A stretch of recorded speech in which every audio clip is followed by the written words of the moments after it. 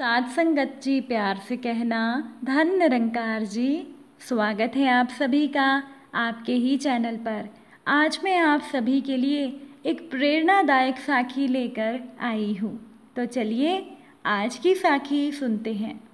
साथ संगत जी, 8 साल का राघव अपने पिता से बड़ी मासूमियत से कहने लगा कि पापा, मुझे बहुत ज़ोर से भूख लगी है। माँ कब तक घर वापस आएगी? मुझे आप ही कुछ बना दो या फिर मुझे ब्रेड और जैम दे दो, मैं वो ही खा लूँगा। अपने बेटे का मासूम सा चेहरा देखकर राघव के पिता को हंसी आ गई और वो कहने लगे कि हाँ, मैं तुम्हारे लिए अभी ब्रेड और जैम लेकर आता हूँ। राघव के पिता रसोई से ब्रेड लेने के लिए चले गए।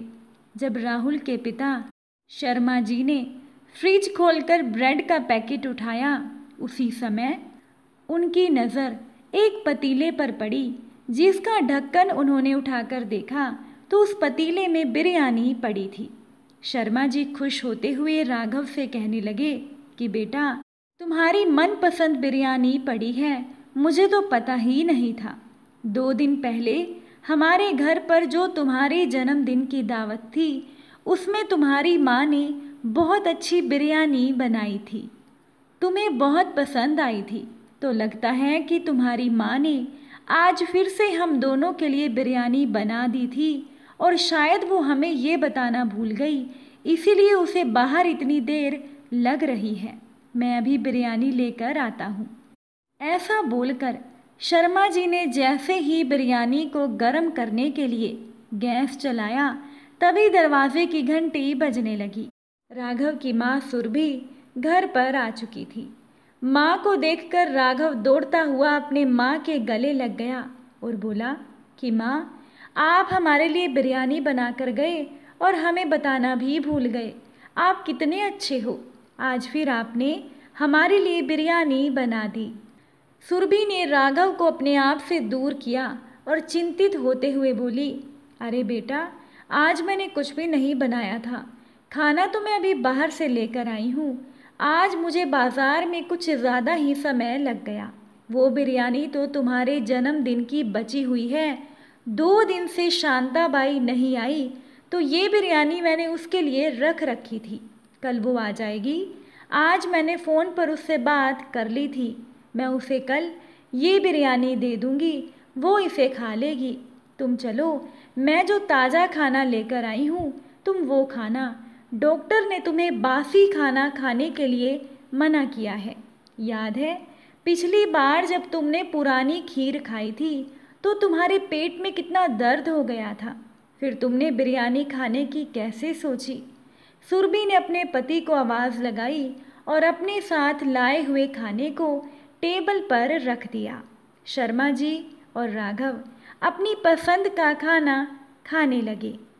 दूसरे दिन शांताबाई जब सुरभि के घर से काम करके जाने लगी, तो सुरभि ने फ्रिज से बिरयानी निकाली, उसे एक डिब्बे में पैक किया और शांताबाई को देते हुए सुरभि कहने लगी कि शांताबाई, लो ये बिरयानी, इसमें मैंने खूब सारे मेवे डाले हैं।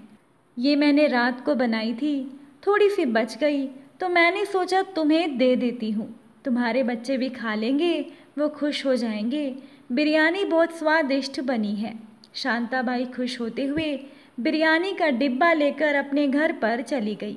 उधर सुरभि खुश हो रही थी कि उसकी बनाई हुई चीज़ फेंकनी नहीं पड़ी और शांताबाई भी खुश हो गई। रात को सुरभि अपने परिवार के साथ खाना पीना करके आराम से सो गई। तभी थोड़ी देर में सुरभि के फ़ोन की घंटी बजी। फ़ोन शांताबाई का था। शांताबाई बोल रही थी कि मेम साहब, मेरा बेटा उल्टियों पर उल्टियाँ किए जा रहा है, पेट दर्द से तड़प रहा है। हम उसको लेकर अस्पताल में गए थे तो डॉक्टर ने उसको भर्ती कर लिया। मेम साहब, पता नहीं अचानक से मेरे बेटे को क्या हो गया। सुबह खाने में मैं उसे 2 पराठे देकर आई थी और उसके बाद उसने आपकी बिरयानी खाई। फिर उसके थोड़ी देर के बाद वो पेट दर्द की शिकायत करने लगा। मेम साहब, मुझे तो लगता है मैंने जल्दी जल्दी में जो पराठे उसे बनाकर दिए थे, शायद वो अच्छे से सिके नहीं होंगे, इसीलिए उसका पेट दर्द हो गया। अगर आपकी बिरयानी से कुछ होता तो आपको भी तो कुछ होता ना मेम साहब, लेकिन आप सभी तो ठीक हैं और आप इतने बड़े घर के लोग, भला हम लोगों को खाने के लिए बेकार चीज़ क्यों देंगे? मेम साहब, मुझे लगता है कहीं ना कहीं गलती मुझसे ही हुई है। मुझे पैसे चाहिए थे। मेरा बेटा एक प्राइवेट अस्पताल में भर्ती है, वहाँ पर डॉक्टर इलाज से पहले पैसे मांग रहे हैं। मेम साहब, इस समय मेरी थोड़ी सी मदद कर दें, मुझे पैसे दे दें, आपका बहुत आभार होगा। आप वो पैसे मेरे अगले महीने के वेतन से काट लेना। अभी मेरे बच्चे की तबीयत बहुत ख़राब है। ऐसा कहकर शांताबाई रोने लगी। शांताबाई की बातें सुन सुरभि धक सी रह गई। वो शांताबाई से कहने लगी, तुम घबराओ मत, तुम अस्पताल का पता बता दो, मैं अभी वहाँ पर पहुँचती हूँ। और पैसों की तुम बिल्कुल चिंता मत करना, बस अपने बेटे का इलाज अच्छे से अच्छा करवाना। तब तक शर्मा जी और उनका बेटा राघव भी शांताबाई के फ़ोन की आवाज़ सुनकर जाग चुके थे। अब मिस्टर शर्मा ने अपनी पत्नी सुरभि को डांटते हुए कहा कि तुम ऐसा कैसे कर सकती हो? जो खाना तुम्हारे बच्चे के लिए सही नहीं, तुम्हारे परिवार के लिए सही नहीं, वो खाना शांताबाई के परिवार और उसके बच्चे के लिए कैसे सही हो सकता है? तुम इतना घटिया काम कैसे कर सकती हो? हर एक माँ के लिए उसका परिवार और उसका बच्चा अमूल्य होता है। जो खाना तुम्हारे बेटे को बीमार कर सकता है, क्या वो खाना दूसरे के बच्चे को बीमार नहीं कर सकता? शांताबाई के बेटे को क्या तुमने फौलाद से बना हुआ समझ रखा है, या फिर उसकी गरीबी उसके लिए फौलाद बन गई जो हर बासी चीज़ को हजम कर सकती है? तुम्हें लगता है वो लोग गरीब हैं तो हर चीज़ वो हजम कर लेंगे? राघव अपनी आंखों को मसलते हुए कहने लगा कि माँ, आप तो हमेशा कहती हो बासी खाना किसी के हिस्से में नहीं आएगा और आप किसी को खाने भी नहीं देती हो, फिर बासी खाना शांताबाई के हिस्से में क्यों आ गया माँ? शांताबाई काम वाली बाई है, इसीलिए क्या? काम वाली बाई है तो क्या माँ वो कुछ भी खा सकती है? अपने पति और बेटे की बात सुनकर सुरभि रोने लगी, कहने लगी कि मुझे माफ़ कर दो, मुझसे गलती हो गई। मैंने सोचा खाना फेंकने से अच्छा है किसी को दे दूं। शर्मा जी कहने लगे, ये तो बहुत अच्छी बात है, खाना फेंकने से किसी को देना अच्छा है, पर ये तो देखो कि वो खाना ताज़ा है या बासी है। कल मैं रसोई में था, इसीलिए मैं तुम्हारी बात सुन नहीं पाया, वरना जब मुझे पता चलता कि तुम ये बिरयानी शांताबाई को दोगी तो मैं कभी भी तुम्हें ये देने नहीं देता। मैं तो तुम्हें बोलने ही वाला था कि बिरयानी को फेंक दो, पर मुझे भूख लगी थी और खाना देखकर हम खाने पर टूट पड़े और ये बात मैं भूल ही गया। शर्मा जी ने कहा, अब चलो अपनी भूल सुधारो, जल्दी से अस्पताल चलो। शांताबाई न कहे, पर तुम्हें तो पता ही है कि ये सब तुम्हारी ही वजह से हुआ है। अब उसके बच्चे को सही करना हमारी जिम्मेदारी है, उसकी बीमारी का हर खर्चा उठाना हमारी जिम्मेदारी है। और आगे से ध्यान रखना, जो चीज़ तुम नहीं खा सकती हो वो चीज़ किसी और को भी मत देना। सब जल्दी से अस्पताल पहुँचे और शांताबाई को दिलासा दिया।